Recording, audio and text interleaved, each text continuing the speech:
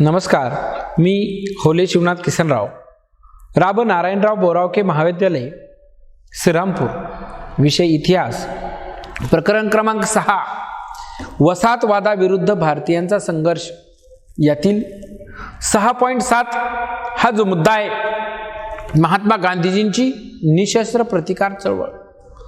राष्ट्रीय सभेची स्थापना 28 डिसेंबर 1885 ला झाली.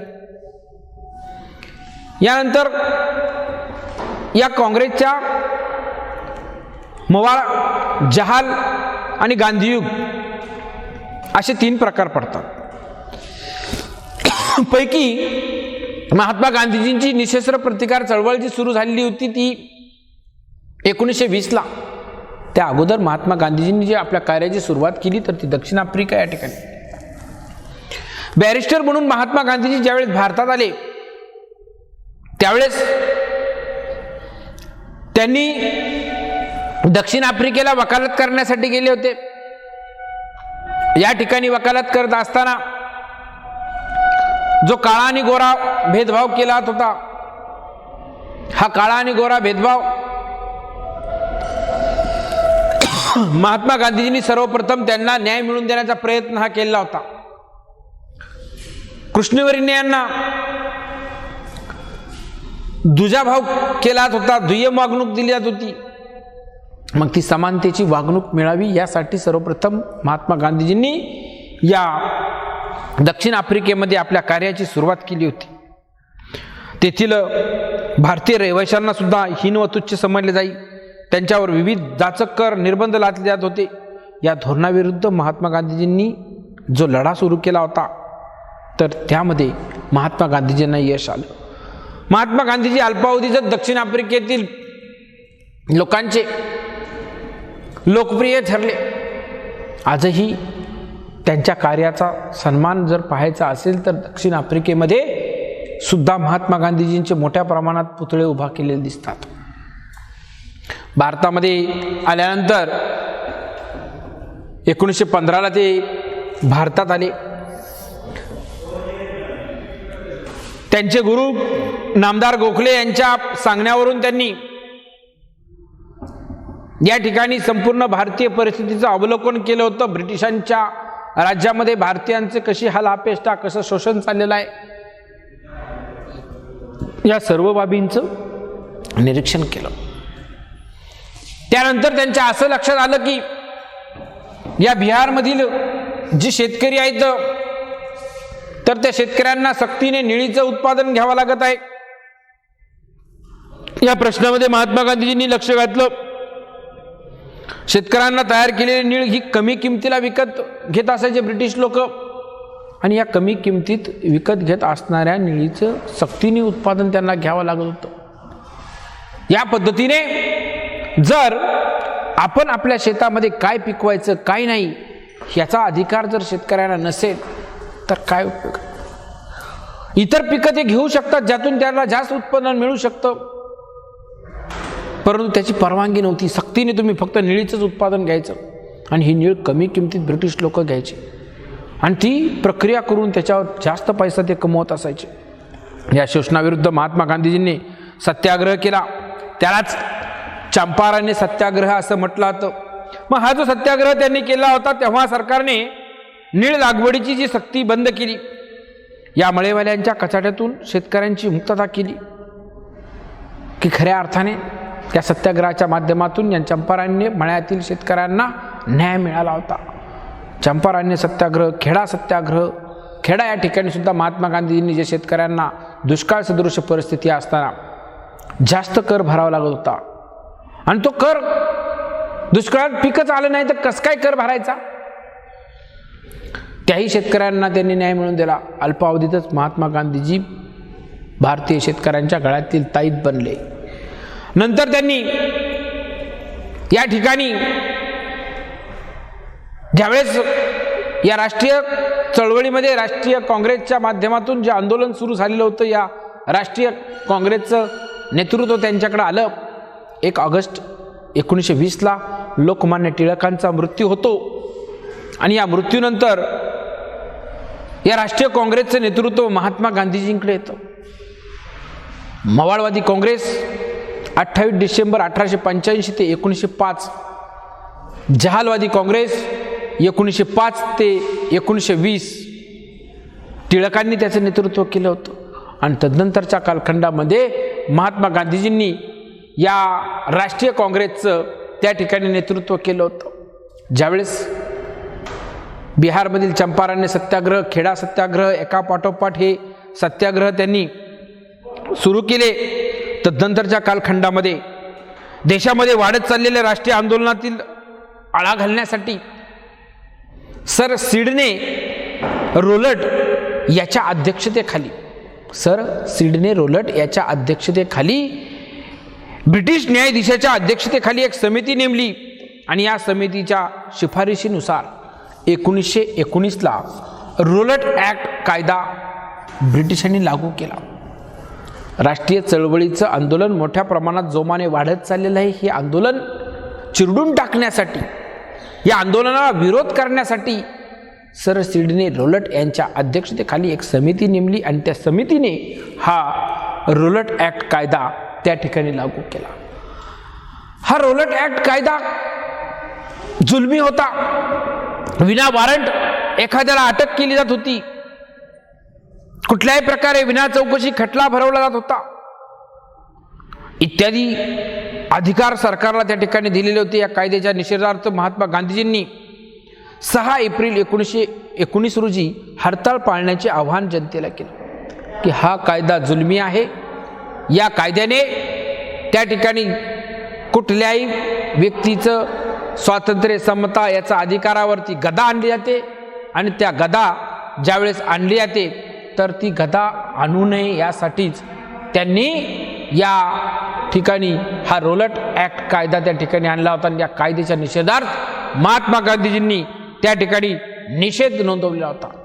हा निषेध त्यांनी ज्यावेळेस त्या ठिकाणी नोंदवलेला होता तर त्यासाठी रोलट कायद्यातील सत्याग्रही लढ्यामध्ये पंजाबमध्ये प्रखर स्वरूप धारण झालं. हळूहळू जनतेने त्याला विरोध करायला सुरुवात केली. 13 एप्रिल 1919 रोजी जालियनवाला बाग या ठिकाणी हा जो रोलट ॲक्ट कायदा आहे, 6 एप्रिलला हरताळ पाळण्याचं ठरलं. पुन्हा एकदा एकत्रित येऊन 13 एप्रिल 1919ला जालियनवाला पंजाबमधील अमृतसर मधील जी काही जालियनवाला बाग आहे तर या बागेमध्ये सर्वांनी एकत्रित येण्याचं ठरलं होतं. बैसाखी निमित्त अमृतसर मधील जी जालियनवाला बाग आहे, शिखांचा जो सण आहे, त्या सणानिमित्त सर्व एकत्र जमणार होते. त्या रोलट ॲक्ट कायद्यासाठी किंवा त्या कायद्याला विरोध करणार होते. या सभेसाठी जालियनवाला बागेमध्ये हजारो लोक एकत्र जमले. कुठलीही कल्पना नाही, काय नाही, आपण फक्त तो रोलट कायदा तयार झालेला आहे, त्या कायद्याला विरोध दर्शवायचा, सणानिमित्त एकत्र येणाऱ्या लोकांना शुभेच्छा द्यायच्या, हा त्यांचा हेतू होता. त्यांच्या मनामध्ये कुठलीही कल्पना नसताना जनरल डायर नावाचा जो अधिकारी आहे तर या जनरल डायर नावाच्या अधिकाऱ्याने 13 एप्रिलच्या आदल्या दिवशी जमावबंदी हुकूम जारी केला. त्यालाच आपल्या भाषेमध्ये कर्फ्यू असं म्हटलं जातं. या जनरल डायरने जमावबंदी हुकूम जारी करून कर्फ्यू त्या ठिकाणी लावला आणि या लोकांच्या मनात ध्यानात काहीच नसताना ते हजारो लोक त्या जालियनवाला बागेमध्ये एकत्र जमलेले असताना त्यांच्यावरती बेछूट गोळीबार केला. जवळजवळ 1600 फैरी झाडल्या. कित्येक लोक जखमी झाले. 200 लोक मृत्युमुखी पडले. त्या बागेतील एक विहीर आणि एक आड जो होता पिण्याच्या पाण्याचा, लोकांनी आपल्या मृत्यू भीनं त्याच्यात उड्या टाकल्या तर तो पूर्णपणे गच्च भरला होता माणसांनी. दानाधीन उडाली. कित्येक लोक मृत्युमुखी पडले. हे राक्षसी कृत्य हे ब्रिटिशांनी केलेलं आहे. जनरल डायरच्या या राक्षसी कृत्याचं अनेकांनी त्या ठिकाणी त्या कृत्याबद्दल तीव्र शब्दात त्याचा निषेध हा नोंदवलेला होता. साऱ्या भारतभर संतापाची लाट उसळली. रवींद्रनाथ टागोरांनी या हत्याकांडाचा तीव्र शब्दात निषेध नोंदवला. ब्रिटिश सरकारने त्यांना जी पदवी दिलेली होती सर या पदवीचा सुद्धा त्यांनी त्याग केला. 1920 सालच्या नागपूर येथील अधिवेशनामध्ये राष्ट्रीय सभेने, त्यानंतर 1920 साली जी नागपूर या ठिकाणी राष्ट्रीय काँग्रेसचं अधिवेशन भरलं होतं, या अधिवेशनात असहकार ठरावाचा मंजुरी प्राप्त करून घेण्यात आली.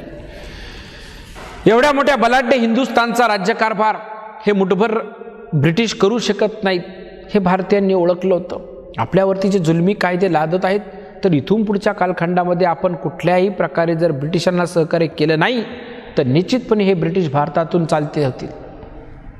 म्हणूनच त्यांनी हा असहकार पुकारला होता. तत्पूर्वीही लोकमान्य टिळकांनी जी चतुसूत्री सांगितलेली होती, त्या चतुसूत्रीपैकी असहकार, स्वराज्य, स्वदेशी आणि बहिष्कार हे 4 सूत्र त्यातले होते.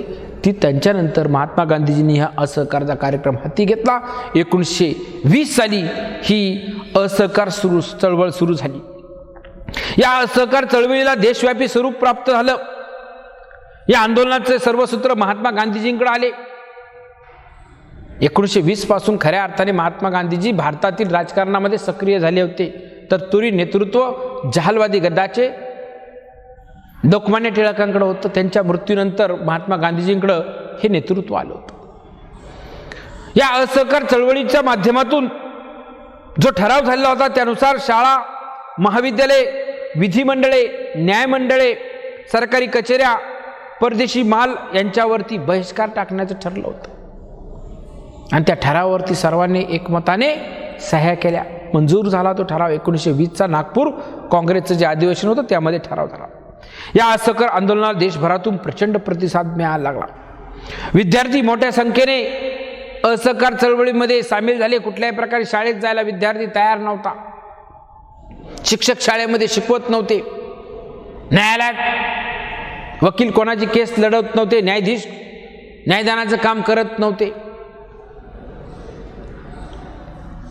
चित्तरंजन दास, पंडित नेहरू, मोतीलाल नेहरू, आर जयकर, विठ्ठलभाई पटेल, वल्लभभाई पटेल, राजगोपाली अशा अनेक प्रतियतकश वकिलांनी वकिलीचा आपला व्यवसाय सोडून दिला. की असहकार चळवळीमध्ये आपण सहभागी झालेलो आहोत, म्हणून इथून पुढच्या कालखंडामध्ये आपण ब्रिटिशांच्या न्यायालयामध्ये वकिलाचा व्यवसाय करणार नाही. पदवीचाच त्यांनी त्याग केला. ते असहकार आंदोलनात सहभागी झाले. ठिकठिकाणी परकीय मालाच्या होळ्या होऊ लागल्या. आपल्या घरात कुठलीही परकीय वस्तू असू द्या, ती आणायची, चौकामध्ये आणून ती पेटवून द्यायची. बाकीचे लोकही त्यामध्ये त्या वस्तू आणून टाकायचे. फक्त स्वदेशी वस्तूचाच वापर करायचा, परकीय वस्तूवरती बहिष्कार टाकायचा. अशा पद्धतीने परकीय मालाच्या होळ्या सुरू झाल्या. शाळा महाविद्यालय बंद पडली. वकिलांनी वकिली करण्याचा व्यवसाय सोडून दिला. न्यायाधीशांनी न्यायदानाचं काम बंद केलं. गांधीजींच्या असहकारच्या आव्हानाला शेतकरी वर्गाने सुद्धा उत्स्फूर्त प्रतिसाद दिला होता. शेतकऱ्यांप्रमाणे कामगारही मोठ्या प्रमाणात यामध्ये सहभागी झाले होते. शेतकरी आपला माल कुठल्याही प्रकारे त्या ब्रिटिश अधिकाऱ्यांपर्यंत पोहोचेल, आपल्याला जेवढा शक्य आहे तेवढा लागेल तेवढाच, प्रसंगी फेकून देऊपर्यंत त्यांना देणार नाही, अशी भूमिका त्यांनी घेतली. कामगारांनी कुठल्याही प्रकारे कामावर जायचं नाही. आंदोलन एक प्रकारे तीव्र स्वरूप घेत होतं. देशभर संतापाची लाट सुरू झाली होती. संपांचे सूत्र चालू झालं. एका पाठोपाठ शाळा, कचेऱ्या, महाविद्यालय, न्यायालय, वेगवेगळे संप त्या ठिकाणी होत होतं. जवळजवळ 1921 या एका वर्षात भारतामध्ये 396 संप झाले. पहा म्हणजे कशा पद्धतीने असहकार चळवळीला देशातून त्या ठिकाणी पाठिंबा मिळालेला होता. एका वर्षात 396 संप. वर्षाला दिवस असतात 365 आणि संप 396. म्हणजे एका दिवसात 2-2 संप झाले असतील काही, तेव्हा ते 396चा आकडा पार करू शकतात. अशा पद्धतीने देशभरातून उत्स्फूर्त प्रतिसाद या असहकार आंदोलनाला मिळत होता. स्वराज्य, स्वदेशीचं प्रतीक असणारा चरखा जो आहे तर तो घराघरात पोहोचला.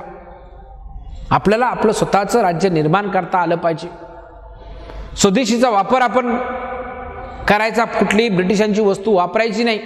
आणि त्याचंच प्रतीक असणारं जो चरखा आहे तर तो चरखा घराघरामध्ये पोहोचवण्याचं काम या ठिकाणी या असहकार चळवळीतल्या लोकांनी केलेलं होतं.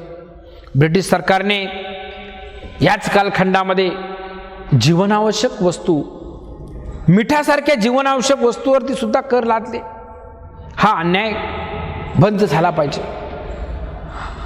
या अन्यायकारक कर बंद व्हावा म्हणून गांधीजींनी सत्याग्रहाचा मार्ग अवलंबलेला होता.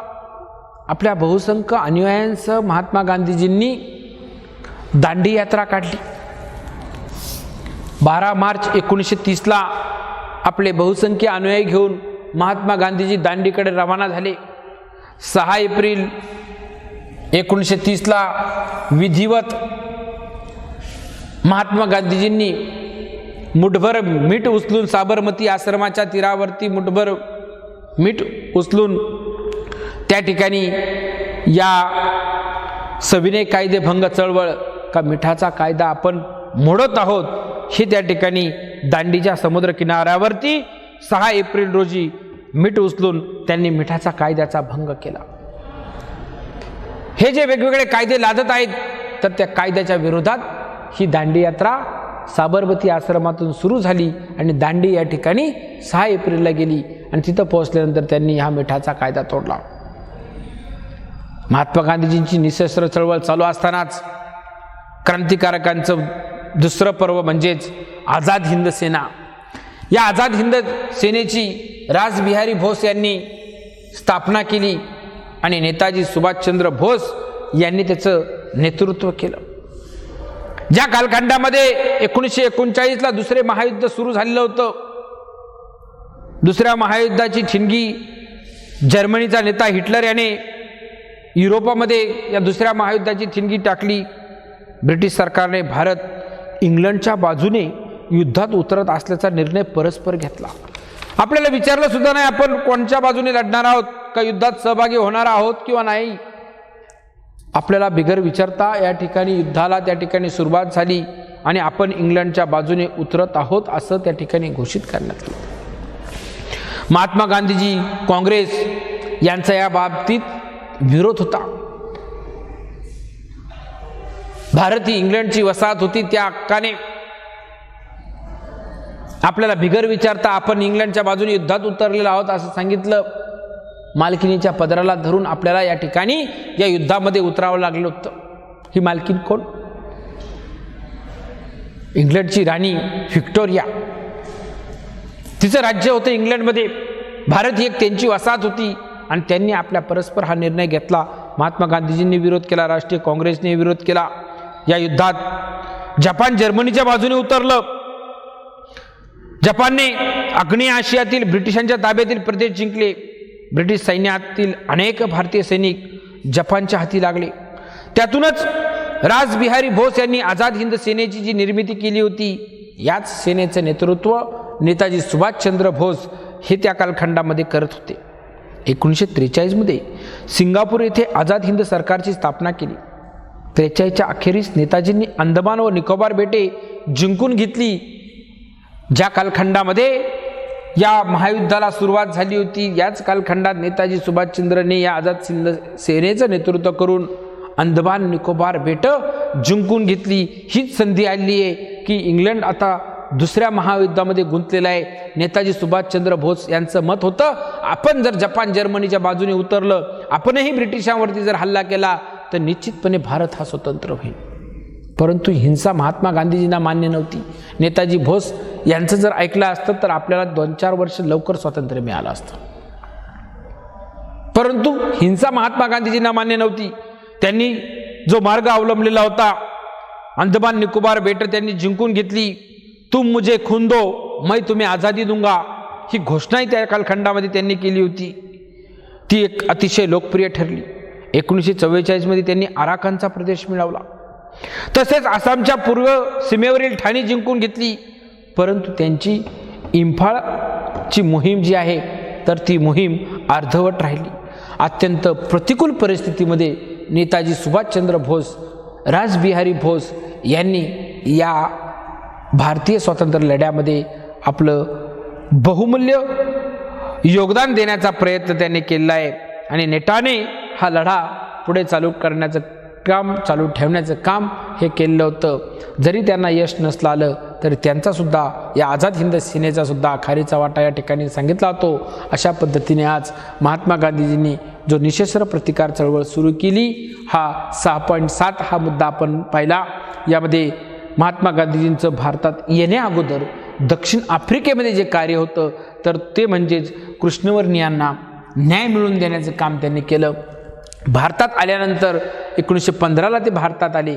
1917मध्ये आपले गुरु नामदार गोखले यांच्या सांगण्यावरून भारतीय परिस्थितीचं अवलोकन केलं.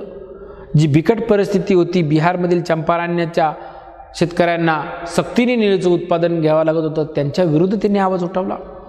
खेडा सत्याग्रह केला. तदनंतर हे राष्ट्रीय आंदोलनाला जी सुरुवात झाली होती, आंदोलन भरात असताना याला आळा घालण्यासाठी सर सिडनी रोलट याने एक समिती नेमली होती. रोलट ॲक्ट कायदा लागू केला. विना वॉरंट अटक या कायद्याच्या विरोधात 6 एप्रिल 1919ला एक सभा बोलवण्यात आली. हरताळ पाळण्याचं ठरलं. त्यानंतर 13 एप्रिल 1919ला पंजाबमधील अमृतसरच्या जालियनवाला बागेमध्ये एक सभा आयोजित केली होती. परंतु जनरल डायर या राक्षसी वृत्तीच्या व्यक्तीने जमावबंदी वटहुकूम जारी केला आणि या जमावावरती बेछूट गोळीबार केला. त्यालाच जालियनवाला बाग हत्याकांड असं म्हटलं जातं की अनेक लोक त्या ठिकाणी मृत्युमुखी पडले, कित्येक लोक जखमी झाले. याचा तीव्र शब्दात सर्व भारतीयांनी निषेध नोंदवला. रवींद्रनाथ टागोरांनी आपल्या सर या पदवीचा त्याग केला. तदनंतर महात्मा गांधीजींनी जे काही राष्ट्रीय काँग्रेसच्या चळवळीत पुढचं जे पाऊल उचललं होतं ते म्हणजे असहकार चळवळ. 1920च्या नागपूर अधिवेशनात त्यांनी असहकार ठराव मंजूर करून घेतला. 1921 एका वर्षात 396 संप झाले. स्वराज्य स्वदेशी प्रतीकचा चरखा घराघरामध्ये पोहोचला आणि शाळा, महाविद्यालय, कोर्ट, कचेऱ्या सर्व थरातून भारतातील शेतकरी असतील सर्वांनी या असहकार चळवळीमध्ये उत्स्फूर्तपणे भाग घेतला. याच काळात पुढे मिठासारख्या जीवनावश्यक वस्तूवर यांनी कर लादले आणि त्याच्या विरोधात महात्मा गांधीजींनी दांडी यात्रा काढली. 12 मार्च 1930, 6 एप्रिल 1930ला दांडी या ठिकाणी पोहोचून आपल्या बहुसंख्य अनुयायांसह महात्मा गांधीजींनी मीठ उचलून मिठाचा कायदा तोडला. आणि नंतर आझाद हिंद सेना, रासबिहारी बोस यांनी सुरू केलेली ही आझाद हिंद सेना, नेताजी सुभाषचंद्र बोस यांनी नेतृत्व. दुसऱ्या महायुद्धाच्या कालखंडामध्ये आपण ब्रिटिशांच्या विरोधात जर उतरलो तर निश्चितपणे आपल्यालाही यश प्राप्त झाले असते, असं मत नेताजी सुभाषचंद्र बोस यांचं होतं. त्याने अंदमान निकोबार जिंकून घेतलं, आराकानचा प्रदेश मिळवला. इम्फाळ मोहीम त्यांची अर्धवट राहिली, पण तरीसुद्धा अतिशय प्रतिकूल परिस्थितीत नेताजी सुभाषचंद्र बोस यांनी हा स्वातंत्र्य लढ्यामध्ये आपल्या परीने खारीचा वाटा उचलण्याचा प्रयत्न केला. धन्यवाद. अशा पद्धतीने आपण ही 2 मुद्दे पाहिले. उद्याच्या तासाला 1942चा भारत छोडो आंदोलन हा उठाव पाहणार आहोत.